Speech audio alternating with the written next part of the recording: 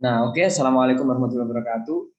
Kali ini kita belajar ya, gimana gimana apa?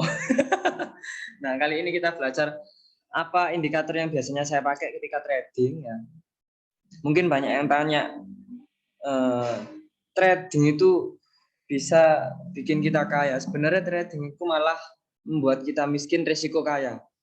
Jadi jangan tanamkan pada diri Anda itu trading itu membuat kalian kaya. Yang ada psikologi hancur ketika kalian loss.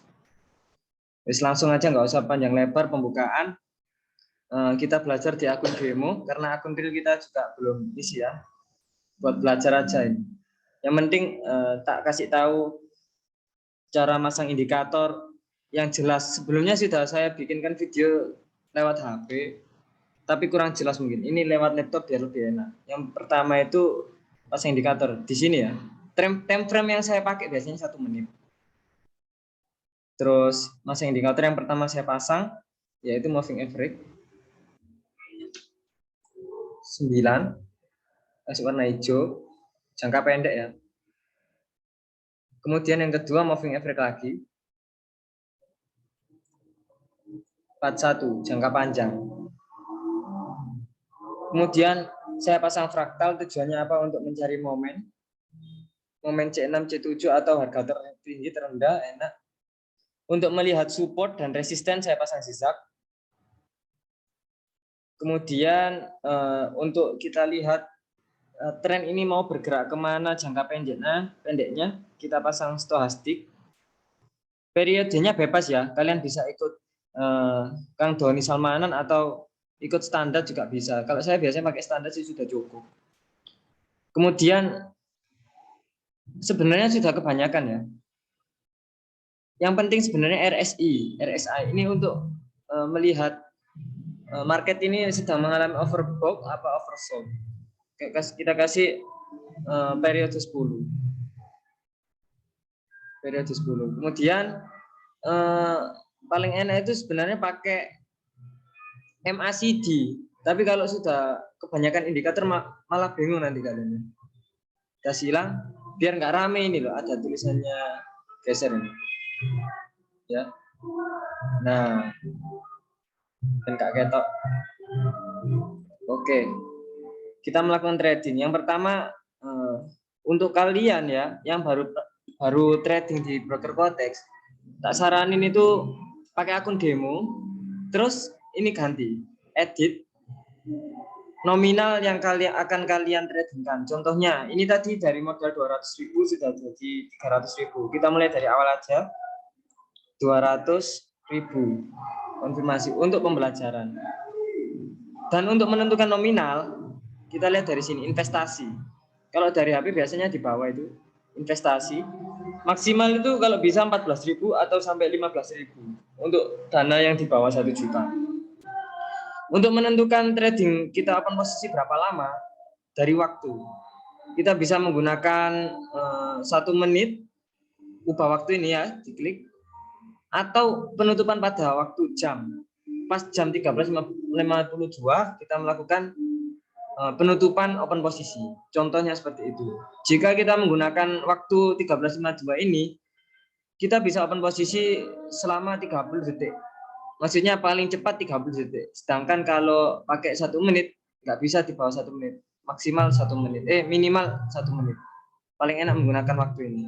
Enak buat scalping. Tapi untuk pemula tidak dianjurkan ya. Nah, yang pertama kita cari momen ya. Cari market di sini ya, plus. Cari market yang sekiranya presentasenya ini besar. Ini apa sih tujuannya presentase? Jadi kita open posisi, profitnya itu 84% dari 15.000, contohnya seperti itu. Nah, contohnya ini 15.000, market berada di 84%. 84% dari 15.000 ya adalah 15.000 ditambah 84% tadi dari 15.000 ada 20 ya 12.600 ya. Jadinya 27.600. Oke, kita cari market yang pertama. Perbedaan market OTC sama market biasa ini apa? Kalau market OTC ini market di luar pasar global. Jadi dia pergerakan candlenya itu berdasarkan bandar. Jadi yang menggerakkan marketnya ini bandar. Biasanya kalau market seperti ini nih rawan sliding, rawan apa ya? Ya udah bahaya. Tapi enak juga sih kalau pakai strategi yang kita pakai. Tetap bisa. Cuman saya anjurkan lebih baik dihindari aja. Kita ke market andalan ya. Market andalan kita adalah Euro USD. Nah, sekarang Euro USD sedang mengalami bearish, yaitu penurunan harga. Lagi tren turun ya. Downtrend, yaitu market bearish. SMA 9 menukik ke bawah. SMA 41 masih sideways datar ya. Dia tidak menukik ke bawah atau ke atas, tapi masih cenderung menukik ke bawah. Kita bisa open posisi 3 menit di sini. Ini 1 menit, 2 menit, ini 3 menit di sini. Jika kita tidak telat tadi, kita open posisi di atas, maka kita bisa profit.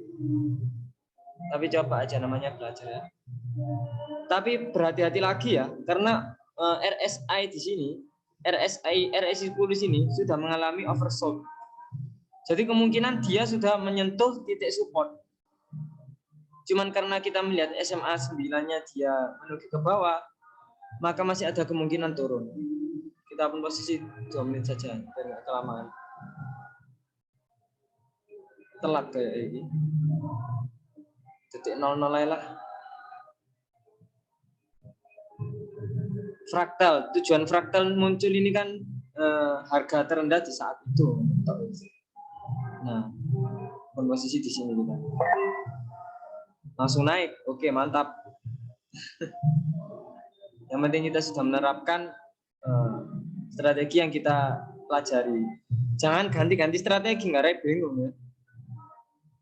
Cukup pada yang kita tahu, yang kita pelajari selama ini itu apa, kita perdalami, cari momen-momen yang sesuai dengan analisa yang kita pelajari. Jadi nggak usah mencela-mencela ke strateginya Doni Salmanan, kayak strateginya siapa, kayak itu menurut saya kurang bagus. Jadi kita pelajari satu strategi yang menurut kita sering membuat kita profit, itu yang mana. Contohnya ada strateginya Om Jindul, dia memakai strategi candle SCGM. Nah, boleh kita menggunakan itu. Jadi trading seperti itu berarti untuk kedepannya menggunakan strategi seperti itu terus. Kalau kita menggunakan strategi SMA 9, SMA 41, berarti kita menggunakan strategi ini terus untuk kita pelajari. Nah kan longsor, kenapa? Ya itu tadi, SMA 9 menukik ke bawah. Di sini stochastik juga menukik mengarah ke bawah. RSI juga masih kuat untuk turun. Ditambah lagi kita kalau bisa itu melihat MACD, lebih enak. Cuman kalau kebanyakan indikator agak bingung sih. MACD, periodenya standar aja. Nah, menukik ke bawah semua dia tadi. Kita enak open posisi 3 menit ya. Open posisi ideal lah menurut saya, nggak terlalu lama, nggak terlalu cepat. Kalau 1 menit itu rawan sliding.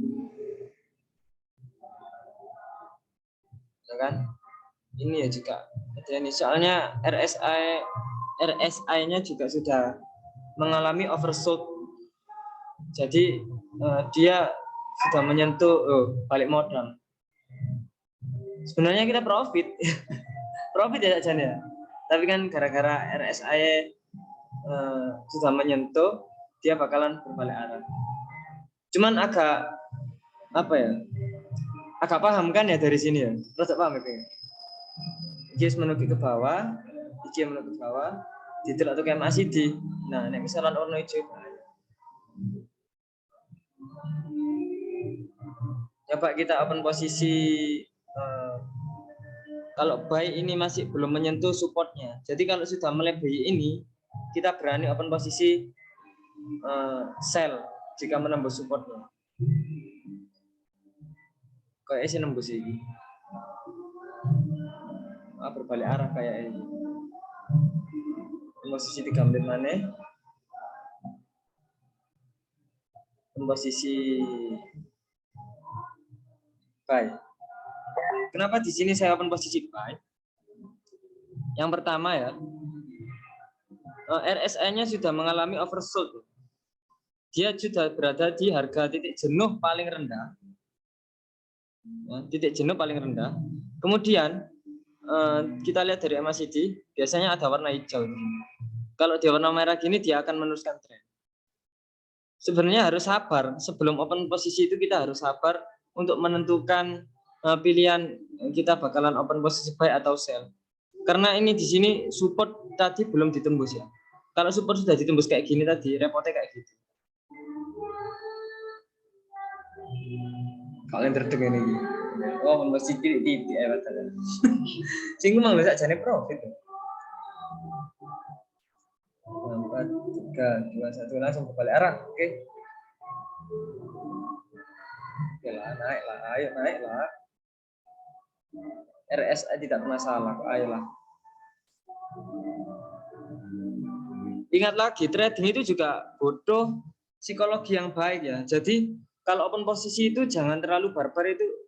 Alasannya apa? Jaga money management kalian. Jika uang di sini ada 100.000 atau di bawah 1 juta, maka open posisinya jangan lebih dari 15.000.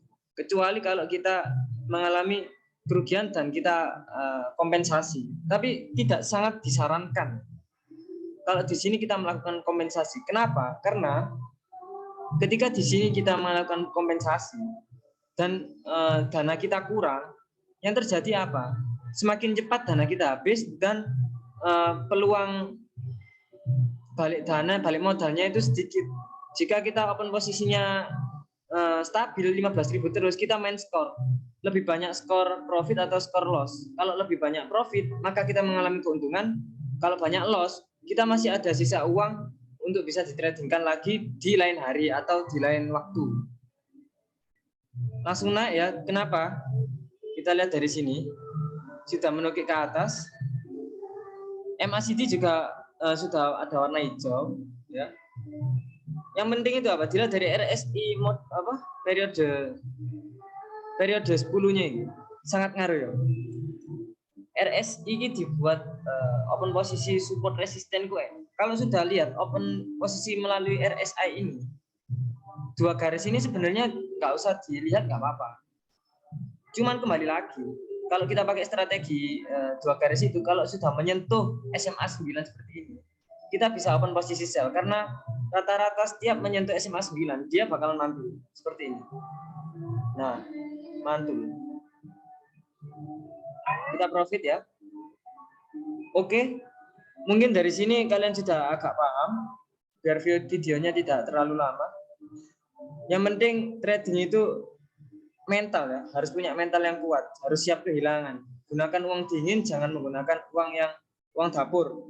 Uang dapur itu maksudnya uang yang masih digunakan untuk keperluan sehari-hari, seperti uang kuliah dipakai gini nggak bagus ya. Oke, cukup sekian video dari saya. Semoga bermanfaat. Assalamualaikum warahmatullahi wabarakatuh.